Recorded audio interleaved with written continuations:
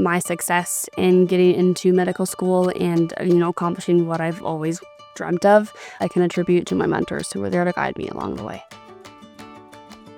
My name is Emma Lundgren. I graduated 2024 from St. Ben's, and I studied biology on the pre-med track, and then I also had a minor in Hispanic studies.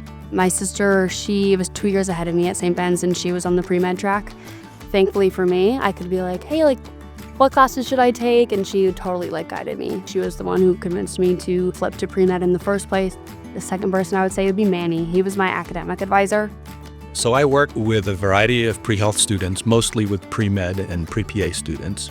As a specialty area advisor, what I do is I help them put together a semester-by-semester plan where they're meeting their academic goals and also meeting the prerequisites for graduate programs like medicine.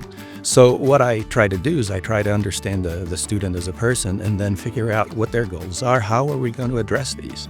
She understands that it takes more than just a science background to be able to relate to students, and she wanted to take classes that would help her develop those relationships. So he was just, that person that I would go to. It wasn't just that I wanted to get my biology major by taking, any random class. He really helped me craft it in a way that I would take classes that would actually benefit me. He was just amazing at helping me really make it the best experience for me, even though I didn't have a lot of flexibility in my schedule. Her interest for learning is joyful. She was always trying to find not only courses that would increase her understanding of health as a whole, but she was looking for courses that would challenge her. Students have to have clinical experiences.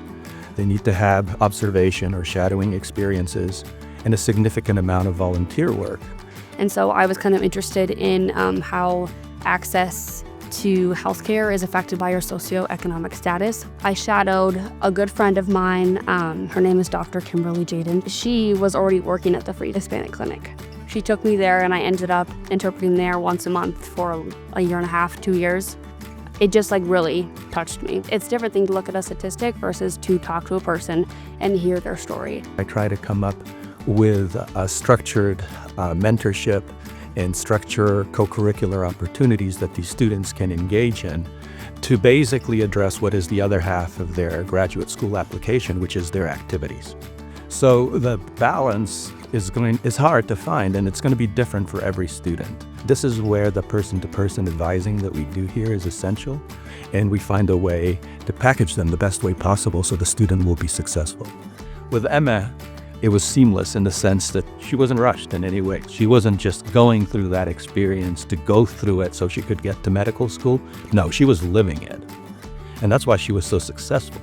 He got me a job opportunity coming out of college. I knew I wanted to do a gap year, but I didn't know what I wanted to do. And he was like, I think, having your history of scribing, I think you would really benefit, and, found me a position at a orthopedic clinic. And so I was just grateful that I had him as my advisor, for sure. They will have the support. That's what we do here. And what we pride ourselves on is student-centered advising. That simply means that we work with you.